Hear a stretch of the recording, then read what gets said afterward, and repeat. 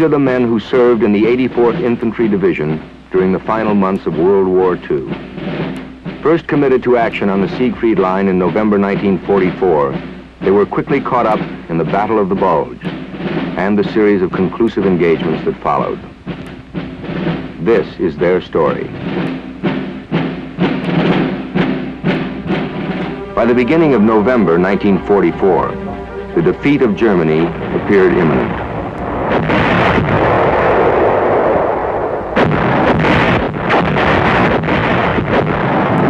To the east, Russian armies had pushed their way through Poland and the Balkans. To the south, Anglo-American forces were moving relentlessly up the Italian peninsula. To the west, Allied armies, having advanced through France and the Low Countries, now gathered along the borders of Western Germany.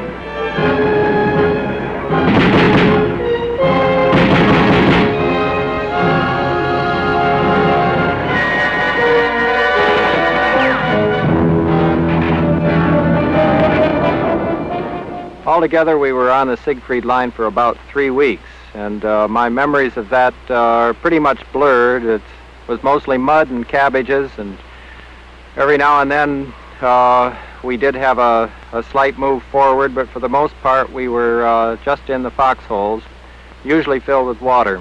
American soldiers, on the whole, I believe, find it very difficult to hate.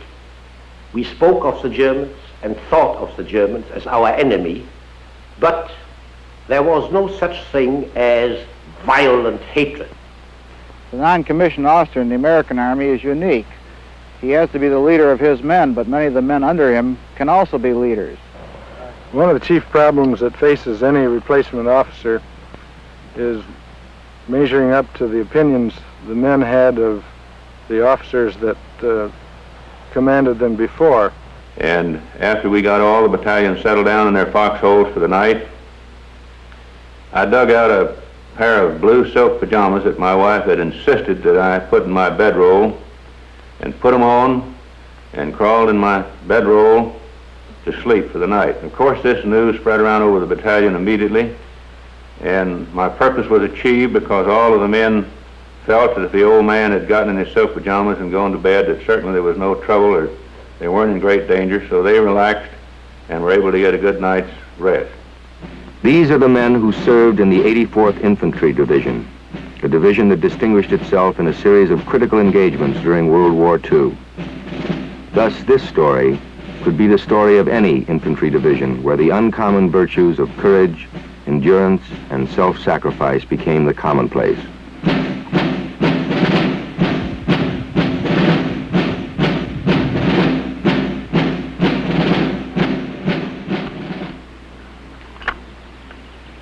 Good old M1 rifle, semi-automatic, breech-loaded. Seems a lot heavier than it did 20 years ago. My name is John Shaw. I was with the 84th Infantry Division as a buck private during World War II. I was one of these ASTP boys, 3,000 of us shipped down to the 84th Division in April before we went overseas in 1944. And we were trained hard and sent overseas in September, and were in England for a while, and then we caught the Red Ball Express. And then before we knew it, we were right on the edge of the line, ready to go into combat. And we were all of us kind of wondering what things were going to be like. We could see the shells going off, we could hear them, and we were all sort of nervous, but I don't think anyone was really fully conscious and aware of what was going to happen. The men of the 84th Division had managed to penetrate the enemy lines a few hundred yards east of the Dutch frontier. But the Siegfried Line barred the way to further advance.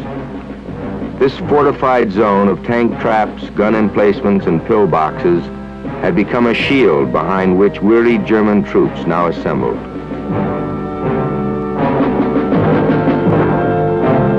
General Siegfried Westphal, Chief of Staff to Field Marshal von Rundstedt, had this to say of the situation. It was essential for the German High Command in the West to gain time in order to re-equip the West fortifications, called Siegfried Line, for defense purposes. We had to make every effort, therefore, to see to it that our troops could maintain this position as long as possible. Westlich dieser Siegfriedlinie, also noch in Belgien und Luxemburg behaupten konnten. The West fortifications had no weapons. The wire entanglements had been dismantled, and even some of the keys to unlock the rusty dugouts were missing. The defensive value of these constructions was so minimal that the soldiers preferred to live in a trench under the open sky rather than have the concrete ceiling collapse over their heads. We reported this to Hitler, who flew into a rage and retorted, "The whole world trembles in fear of this phenomenal achievement of German technology."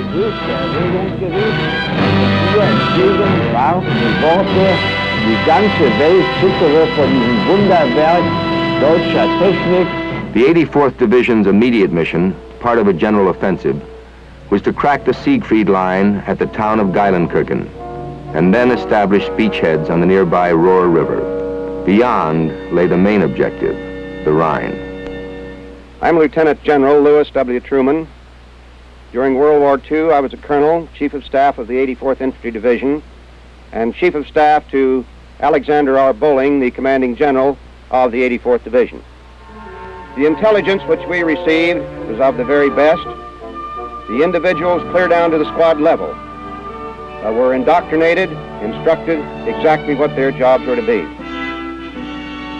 There is no question but that we had very much confidence that we'd be able to carry out this mission.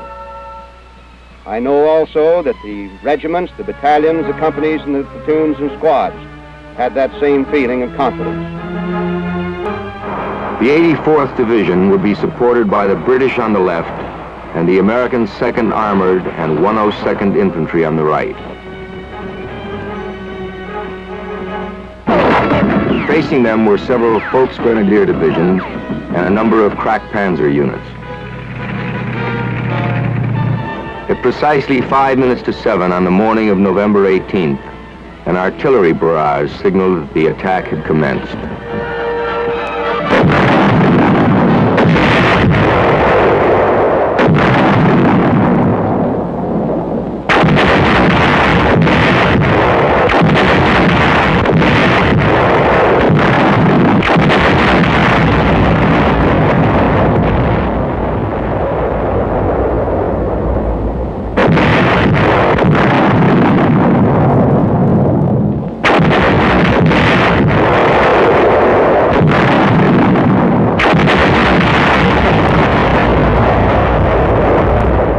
Geilenkirchen was about 3 miles away from where we were, and so happened that our regiment was leading the attack, and happened to be in the 1st platoon of the 1st company, and I happened to be in the 1st squad of the 1st platoon, and so happened that I was the 1st scout.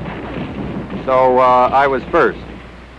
And we came through a little woods and out onto a sports plot. So we shot across this clearing and into the outskirts of the town. And there was a trench there, and we walked up the trench, all of us feeling pretty happy at this point and pretty proud of ourselves for having gotten that far. And it seemed to me the whole company was strung out into one big line. And all of a sudden, a German in a window 3 blocks away opened up on our column in this trench with a machine gun. And of course, we all hit the dirt. And we just waited there for somebody to do something. Finally, a British tank lumbered up the street off to our side and fired 2 shells right into that window. And that was the end of that.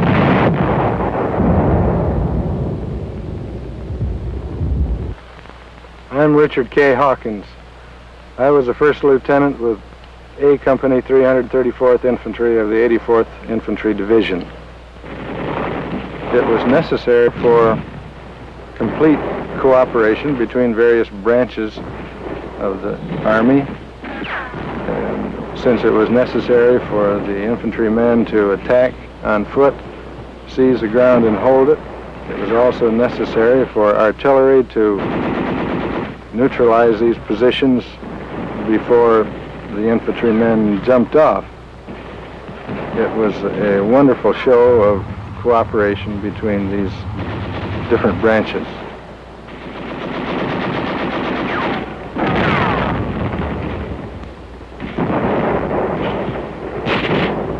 We got through Geilenkirchen and we started on the road that we thought was taking us right to Berlin.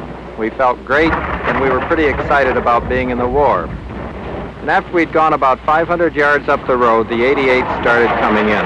Like fools, we ran into a little woods, and all of us tried our best to dig into the ground. We used our hands that just tried to claw the dirt, trying to dig in. Meantime, these shells were coming into the trees and bursting all around us, and our friends were being hit and were screaming for medics. This lasted, it seemed, for about half an hour. I suppose it lasted about 5 minutes.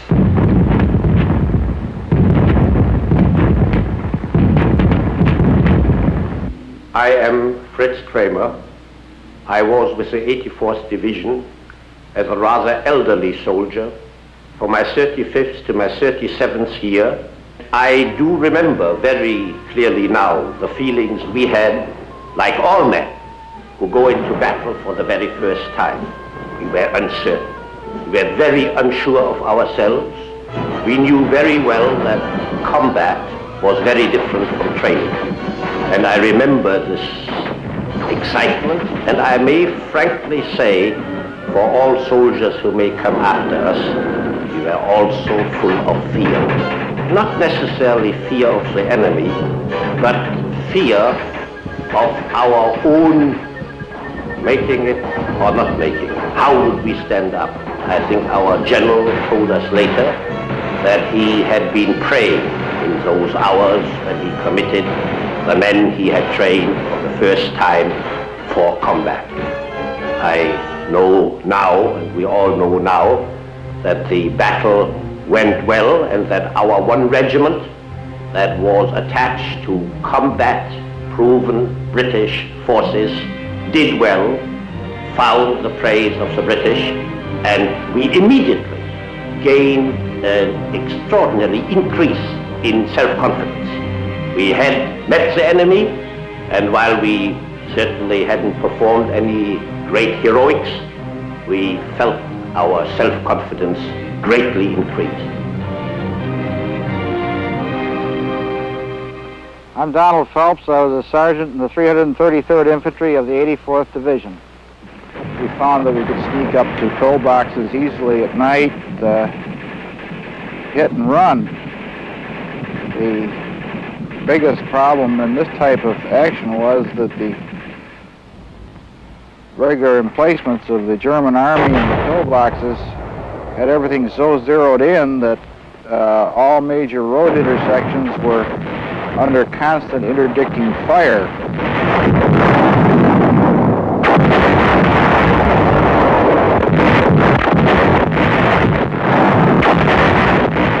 By the 21st of November, the Siegfried Line had been dented. The objectives in and around Geilenkirchen had been taken. The 84th now headed for the Rohr River, a few miles distant. General Bowling picked the village of Lenneck as the ideal location for the planned river crossing.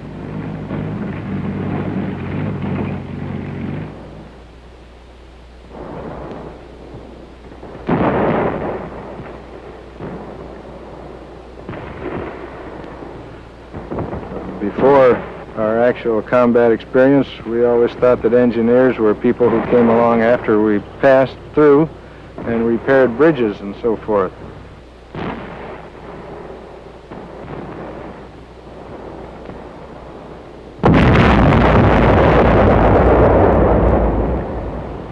We actually had engineer squads with each rifle platoon whose function was to place explosive charges in pillbox and braziers, and this helped a great deal in overcoming this resistance. In the murderous frontal attack that followed, several discoveries were made. All sectors of the German Western Front had strict orders to relinquish as little German territory as possible. Every inch of ground was to be defended tenaciously.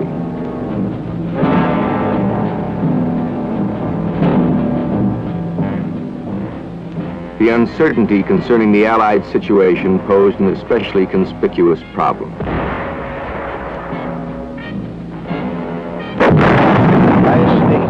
One never knows what the enemy has up his sleeve.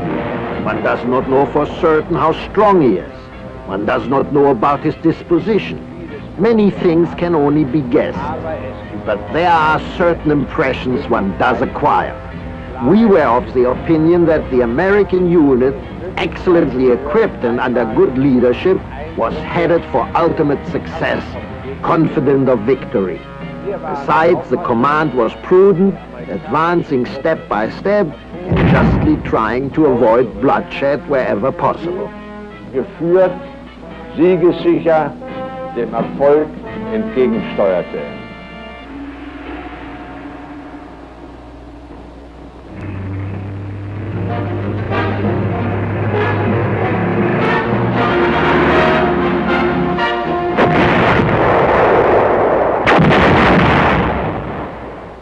By the end of November, the German defenses west of the Ruhr had been either captured or neutralized by men of the 84th Division. On December 2nd, the coveted prize of Lenneck fell to the neighboring 102nd Division.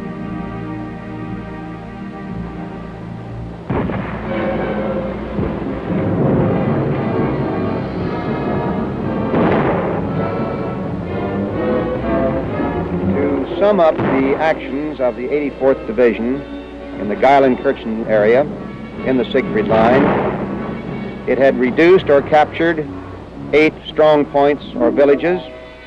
It had captured or destroyed over 112 bunkers. It had captured 28 officers and over 1,500 enlisted men. It had engaged 15 different kinds of German units, to include SS troops and Panzer units. And we might say, as an overall sum up, every mission had been accomplished.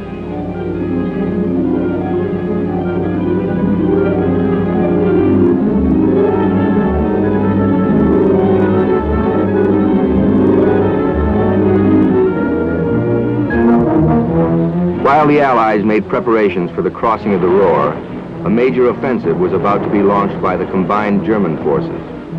The offensive, codenamed Watch on the Rhine, would be more generally known as the Battle of the Bulge. It was Hitler's last opportunity to achieve the initiative on the Western Front, and at least 28 divisions would be engaged in this desperate gamble.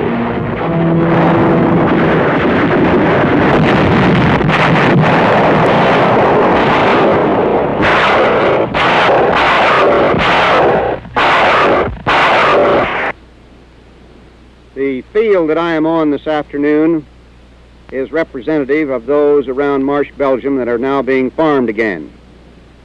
In December of 1944, much in contrast, these fields were not being farmed.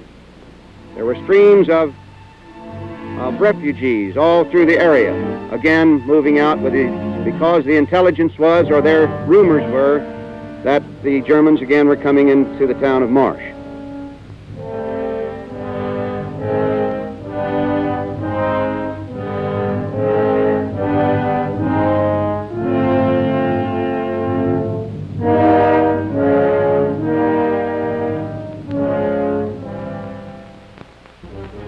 At about 9 o'clock on the morning of the 20th of December, General Bowling, along with a couple of staff officers, an aide, and 4 MPs, went to Verviers, Belgium, where the First Army headquarters was. He asked what the enemy information was, and the only thing they could tell him was it was fluid.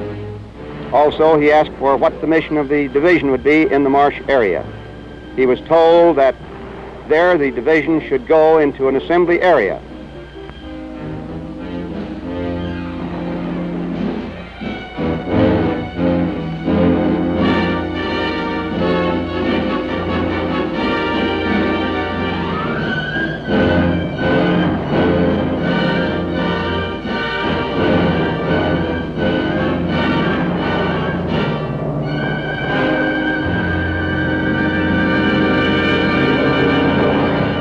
As the front bulged further westward, the principal road centers of La Ruche and Saint-Vie, Belgium, fell to the Germans. Bastogne was encircled and its capitulation seemed certain. Unless the town of Marche, Belgium, remained in Allied hands, it seemed probable that the Germans could take the River Meuse and sweep on to Paris. The 84th Division was ordered to withdraw from its positions on the Rohr and take up a defensive line along the Marche-Houghton Road. It was at this time that we got sudden orders to move.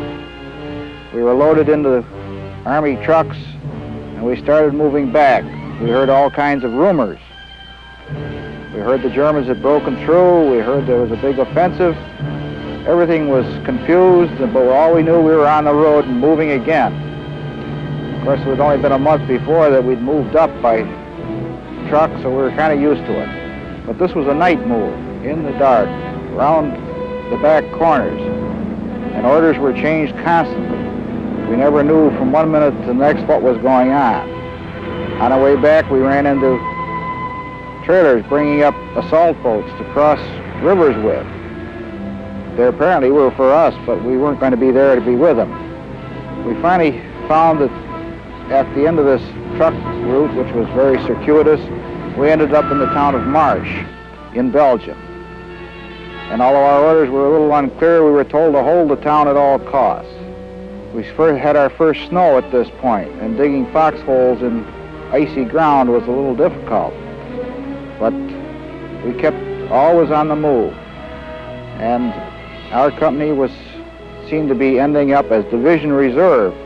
So we were sent here and there on little jobs and filling up the gaps and trying to get the situation under control. We spent our first night in Belgium billeted in a huge stone barn with hay and big fat cows and horses chomping around us, and we were excited to be where once again there was some life. We went down the road and had a nice chicken dinner with some eggs and milk, food that we hadn't had, it seemed like weeks and weeks.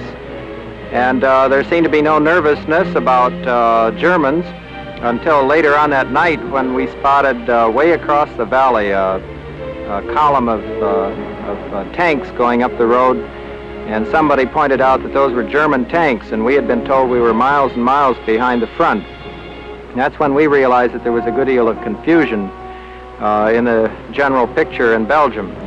Well, after that, we went by truck to a little town called Wanlan and met a very lovely Belgian woman in a French or a Belgian chateau who had two daughters, and she was just getting them into the car to drive them to Brussels. She said they had an appointment with the oculist, and it was only later that we realized she was fleeing as fast as she could, and she knew that the situation was very bad. And later on that night, we had our first encounter with some German tanks, which came along and fired at us, and we fired back, and they went on back the road that they'd come from. But we realized we were in what they call a fluid situation, with nobody quite certain where the front lines were, least of all us. I'm Major General Bill Sutton, and I was a battalion commander in General Bolling's 84th Rail Splitter Division during World War II. I arrived at the rear CP of the 84th Division in Holland on the 20th of December 1944 and moved down with the division to Marche, Belgium on the 22nd of December. To say that the situation was fluid is putting it lightly. In Marche, Belgium, every other house was occupied by Germans, and there was firing up and down the streets.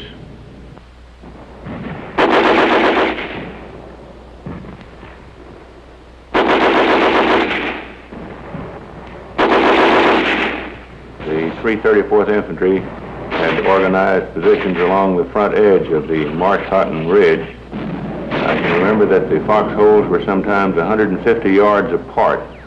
And they'd been dug in frozen ground, sometimes with the aid of explosives. The position was considerably overextended, and various pockets of German tanks and infantry existed all up and down the line. And during the day, the Germans had infiltrated tanks and infantry into a wooded area back of the front lines and in front of the reserve elements. And they were discovered quite by accident by a small unit going up to reinforce an attack. Took the wrong road and ran into this pocket of German tanks and infantry. And they backed off and reported this. The 84th Division artillery fired on this pocket, which was pretty well defined, and they knocked out all of these tanks and killed several hundred Germans. When the artillery had finished firing, one battalion, I remember the 326, had only 6 rounds of ammunition left. We had other ammunition on the way, but no one knew exactly when it would get there, and it was a rather touch-and-go situation. There are many things imprinted on my mind that will make me always remember the kind of stuff our American soldiers were made of. One incident in particular occurred in the Ardennes during the Battle of the Bulge. We were advancing toward Bale, Belgium, and a mortar shell came in and wounded several men right close around me. There was one man that was almost in arm's reach of me, and I could see that he was hit badly with the back of his head practically blown off, and he was in a state of shock. I tried to comfort the man, prop his head up until the medics could reach him, and all this time, and I shall never forget this man was trying to apologize for me for being hit, and sorry, almost crying because he would not get to carry on with the battalion and continue the fight. The Marsh-Houghton line, situated as it was at the extreme tip of the bulge, received the full weight of the German attack. Chance had placed the fate of this offensive in the hands of an American infantry division. For the men of the 84th, there was no question as to what I found the safest place to be in any attack was in the assault wave, because we were upon the enemy before he knew we were coming. We escaped much of his small arms fire, and in addition, we didn't get the retaliation from his artillery that the waves following us got. And in this town, as we did on all of our objectives, each company commander and separate platoon that was ordered to take a certain position followed the practice of writing a message on an egg, on a fresh egg, that they had taken their objective and what time, and sent this by messenger to the battalion sergeant major at battalion headquarters. And this is where we got our fresh eggs as we crossed Germany. As we were leaving for the attack that night, the first sergeant said, "Take it easy and don't get hurt." I said, "Sure, I won't," but I knew right then that I was going to get it, and a half an hour later I did. We had been fighting then for 10 weeks, and we brought back a spirit of feeling of confidence, not only in the staff, but also in the regiments, battalions, and even companies, which really put us in good stead for the future. December 1944. In a last effort to regain the military initiative, Hitler had ordered a major counteroffensive in the Ardennes.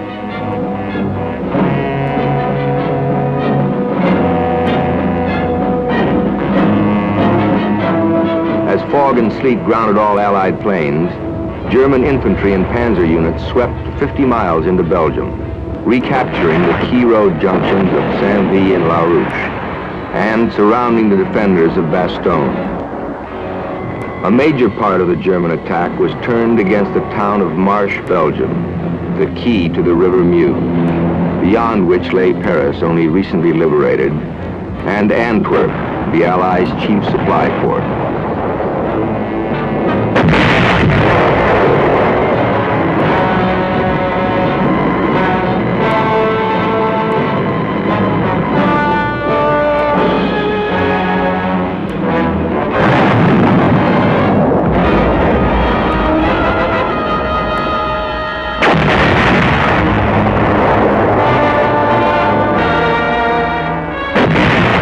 The 84th Infantry Division had hurriedly left the Siegfried Line and had taken up defensive positions along the Marsh-Houghton Road. Only by the most heroic resistance would the Allies be able to hold in the flanks of the Nazi salient and keep the enemy line from bulging further westward. I'm Richard K. Hawkins. I was a first lieutenant with A Company 334th Infantry of the 84th Infantry Division. We were spread over an extremely wide frontage.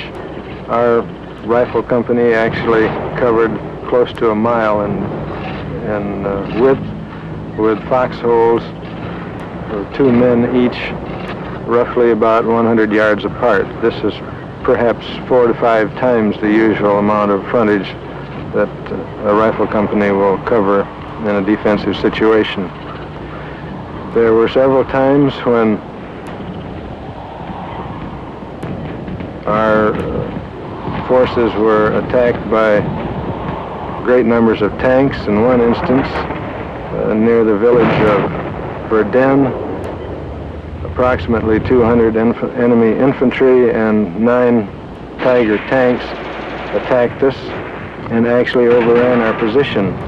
This was one of the few times in which it became necessary for me to call down artillery fire on our own position.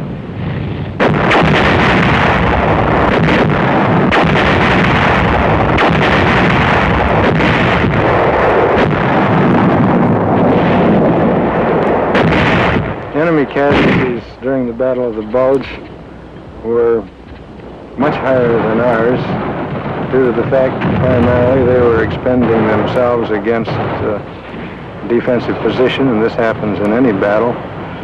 However, they had far overextended their supply lines, and many of the troops that we captured had not had any food for some time, and I would say that their casualties outnumbered ours by at least 3 to 1.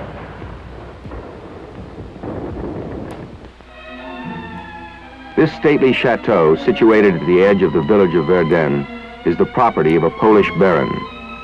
During the December fighting, it became a house of horrors, as it was methodically disfigured by some of the bitterest hand-to-hand fighting of the war. A member of the family recalls. My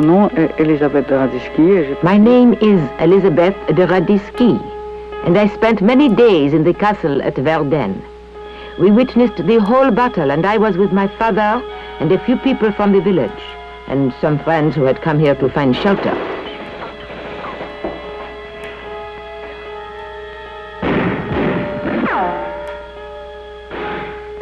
We spent 5 days and 5 nights in the cellar of the castle. First came the Germans, then Americans. Generally, we could not tell who was in the castle, although we did notice that the Americans wore rubber soles. They walked softly, whereas the Germans, who wore metal tips, were very noisy.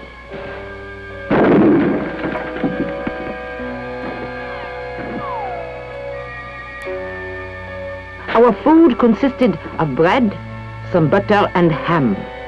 The real problem was to get water. We had to walk through corridors where Germans and Americans were often fighting in order to reach the faucet where we could get the water. Sometimes we would meet Americans, sometimes Germans.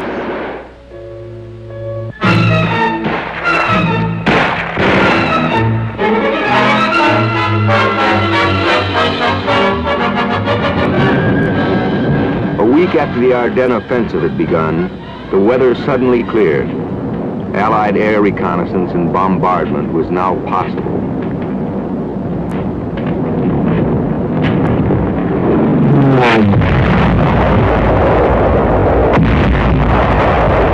Although Allied air superiority was complete, the ground fighting remained intense throughout the Bulge.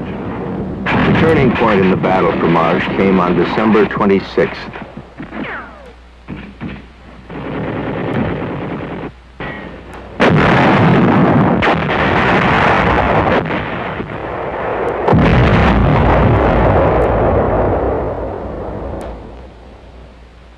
I'm Donald Phelps. I was a sergeant in the 333rd Infantry of the 84th Division.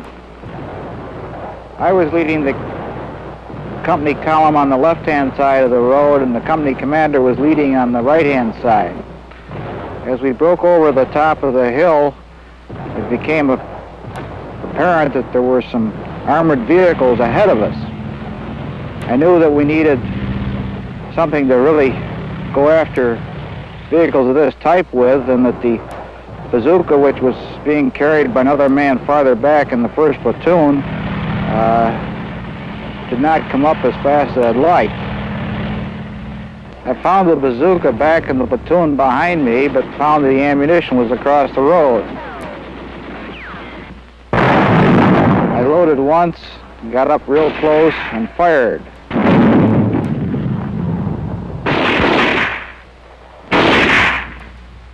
And I was very gratified that the bazooka worked properly and I made a good hit. I'd never fired one before. I made 2 or 3 trips back to the ammunition supply and up and fired again. All of a sudden, somebody had spotted that we needed some help in that area, and some of our artillery fired. A piece of the shrapnel flew across my hand and arm, and as it came, I felt it burn, and I heard it bounce off the end of the bazooka. I realized I'd been hit, but it didn't seem too serious. One of the men near me also realized I'd been hit, and he came over to see if he'd give me aid. We succeeded in putting a tourniquet around my arm by using my belt, but then I started back down the road. After we got back to a couple of platoons, action was such that I could stand up and walk down the road, and all I could think of was, "Merry Christmas, boys."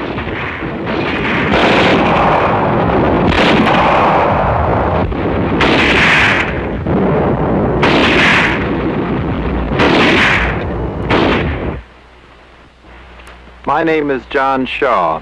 I fought as a buck private with the 84th Infantry Division during World War II. It was excruciatingly cold, and I remember trying to get a drink from my canteen, which was frozen solid. And so we started out through the woods, crouching and moving forward, and then someone yelled fire and shout, and so we started firing and shouting. And the tracers went through the woods, and we moved on in a kind of hysterical way, getting more and more excited as we moved forward and heard more noise and were firing. We went perhaps 20 feet or 25 feet, and all of a sudden there was that terrible noise that a person hates to hear, the little pop of a flare. And it was a German flare, and it lit up the whole woods. And there we were, and there they were. The Germans then opened up with machine gun fire in 88s, and I know I had a kind of sinking feeling that this was it. This was the first real fighting that our company had been in, where we were playing with the big boys, and we knew that this was for keeps, and all of us were terrified. These machine gun bullets were firing a few feet off the ground, and then occasionally, as they would rake up and down this line of all through the woods, occasionally they would dip down, and then you'd hear somebody screaming from that section where they dipped down, and they sprayed us just as if they had a garden hose. They sprayed and sprayed, and then the more flares went up, and the tanks opened up directly again with 88 fire.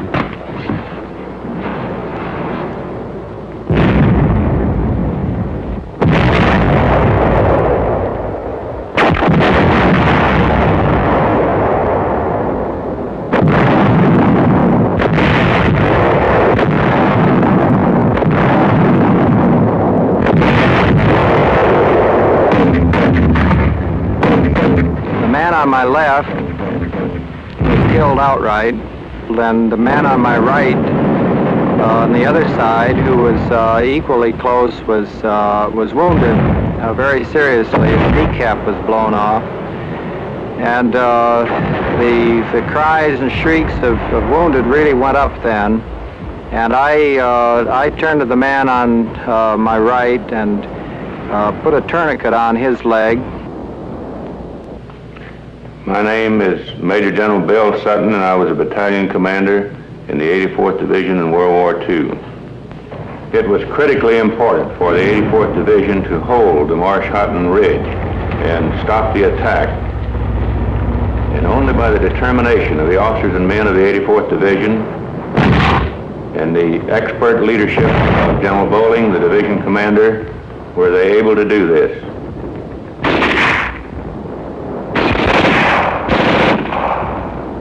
After the German advance was stopped in the last few days of December, the Germans were noticed to be digging in front of the position, which indicated they did not intend to continue attacking.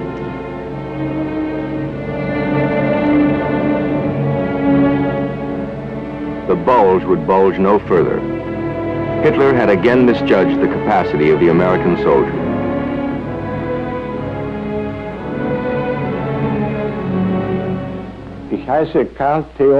My name is Karl Theodor Siegfried Westphal. My last rank in the German army was that of a general of the cavalry. From the beginning of September 1944 until May 1945, I was commander of the General Staff of Commander-in-Chief West. Hitler had a vast and extensive technical military knowledge, but he was a fanatic. Fanatics are known for their disability to keep a cool head and weigh their thoughts carefully. This, however, is an absolute necessity for the strategist. At the same time, Hitler was not inclined to consider the enemy capable of accurate and fast action. He was and remained a military dilettante. Das ist aber Voraussetzung für den Strategen. Ebenso war nicht geneigt, dem Gegner richtiges und schnelles Handeln zuzubilden. Daran ist gescheitert. War und blieb ein militärischer Dilettant. The cost to Germany of Hitler's miscalculations would be staggering. More than 250,000 men dead, wounded or captured. At least 1,400 tanks and guns destroyed or abandoned. Slowly and painfully, the remnants of the once proud Wehrmacht retreated behind their shattered western defenses. It was the beginning of the end. By the 3rd of February, the 84th Division had again moved back to their positions on the Siegfried Line. Their watery objectives lay before them: the Ruhr, the Rhine, and the Elbe.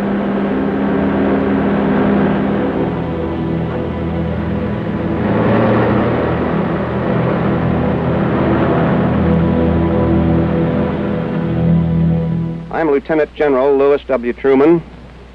During World War II, I was a colonel, Chief of Staff of the 84th Infantry Division, and Chief of Staff for Alexander R. Bowling, who was the commanding general of the 84th Infantry Division. The Ruhr River crossing was one of the most thoroughly rehearsed river crossings of any unit in the European theater. The original crossing date was to be 10 February, but it was postponed because the Germans had flooded the area. So we then had about 2 more weeks in which to work out all the details very thoroughly and to rehearse all the units for the overall operation.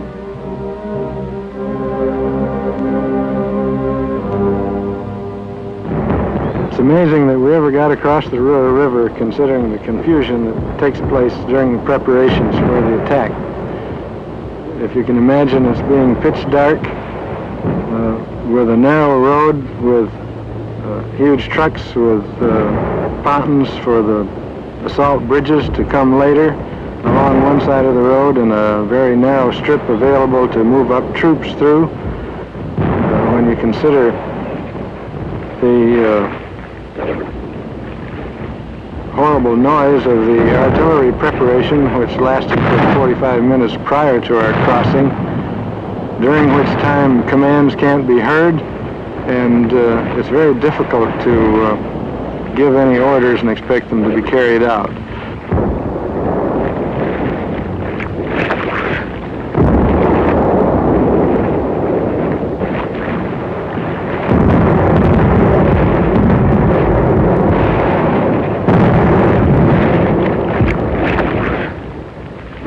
had constructed a rather wide band of wire, barbed wire, on the far side of the Roar River and studded it with S mines, which bounced up in the air when triggered off about 6 feet and exploded there, making it impossible for anybody to avoid the fragment. This minefield and barbed wire on the far side of the river made the Roar River one of the biggest little rivers in the world as far as I was concerned.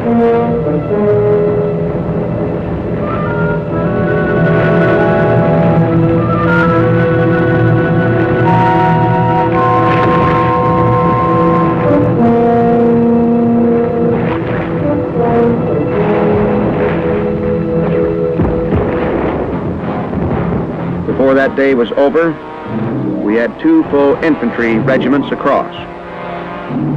The Germans were caught off balance. They did counterattack us at the town of Ball, but they were unable to organize themselves fast enough. And after 3 days, our position on the other side of the river was secure. It was General Bolling's impression at that time that the German soldier was no longer the same soldier whom we had faced earlier. The point now was to break through all of the resistance and give the enemy no time to catch his breath or to recover even for a moment.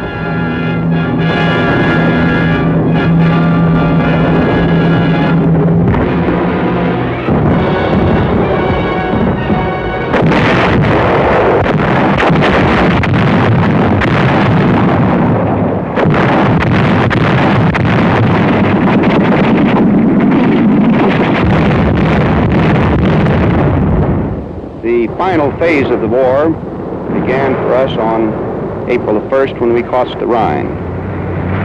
Everything that we had was on wheels and they were all turning.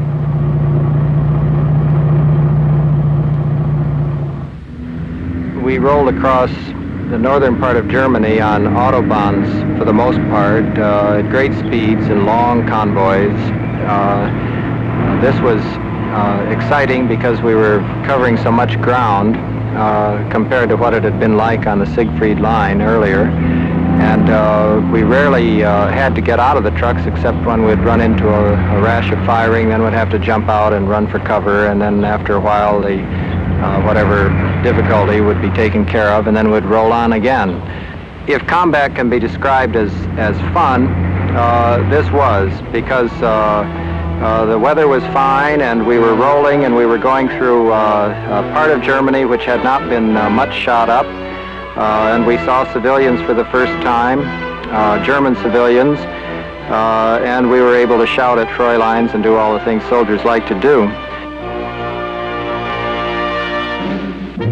Allied morale was high, for each man of the 84th knew that the war was near its end. During the more and more frequent lulls in fighting, there was time for a little relaxing, time even for the humorous anecdote. Army rations were pretty good, but one day after too many servings of corned beef, we spotted a half-starved German chicken. One of the men went out gutting for it. He was using an M1 rifle, but he had armor-piercing bullets in it.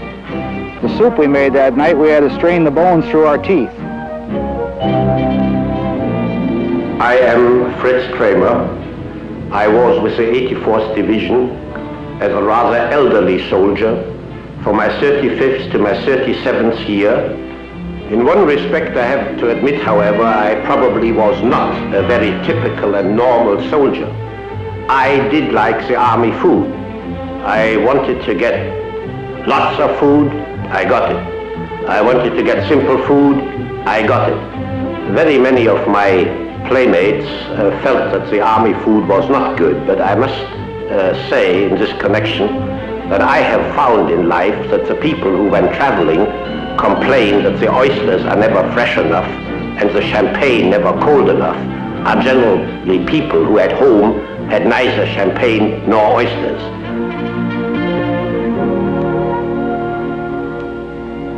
There was one fellow that we had who was really sharp at gathering eggs. He knew where they all were. And he gathered a big armful of them one morning. It was very early, about 5 o'clock, and he was just coming around the corner of a building, and a German officer came around the other way.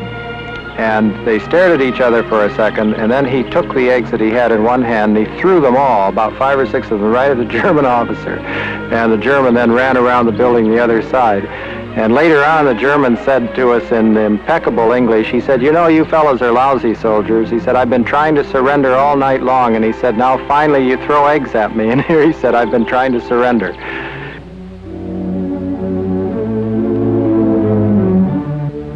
But there were other German soldiers who found surrender less of a problem. This experience was noted by a new member of the 84th Division, Lieutenant Colonel Alexander Bowling, Jr., then a rifle company commander and a son of the commanding general. He had only recently escaped from a German prisoner of war camp. By the end of April, A Company had reached the Elbe River. And this started a short but rather strange life for the men in the unit. The Germans had naturally withdrawn across the river to the other side, and they permitted us, strangely enough, to enjoy a degree of freedom during the daylight hours. We actually could go out into the river and fish, near our banks, of course. But at nighttime, any movement along the river whatsoever drew fire. At that particular time, there was a degree of mixed emotions among the men in the company. There was that particular feeling in which they wanted to go on and be the first unit into Berlin, which had been the division objective ever since they landed in Europe. And at the same time, the soldiers, I don't believe, wanted to have the honor of being the last man, the last casualty in the war. And I must admit the Elbe looked very wide at that time. After just a few days, really, on the Elbe, we awoke one morning and discovered, much to the amazement of everybody, that the far bank was virtually covered with tens of thousands of German soldiers, desperately trying to get across to our side. It was quite apparent that there was no effort, that this wasn't an attack, and as a result there was no effort on our part to prevent this crossing. They were trying to get across on rafts that they had made during the night, and on boats, on inner tubes, any way they could get across, and they were quite successful. And this, of course, was the day when our battalion, and I guess the division, captured the largest number of prisoners. The war wasn't over, but the Germans had decided that they were going to surrender to us rather than to the Russians. One of the lasting memories for me of this last action was when General Bowling and I crossed the very swift Elbe River to meet the oncoming Russians. This was on the 26th of April. On the far bank of the river were at least 10,000 German soldiers who had not yet been taken prisoner. Some were wounded, others were sick, and all were thoroughly demoralized. The very sight, though, of so many men trapped there on the other side of the river symbolized for me the total collapse of the German army and the absolute conclusion of hostilities. When we finally encountered the Russians on the opposite bank of the Elbe, they appeared to be a rather motley, disorganized crew with all kinds of transportation, including horse-drawn wagons, ambulances, motorcycles, bicycles, and even a few riding bareback plow horses. They were a very friendly, boisterous lot who seemed extremely happy to meet up with the Americans and finally realize that the war was at an end.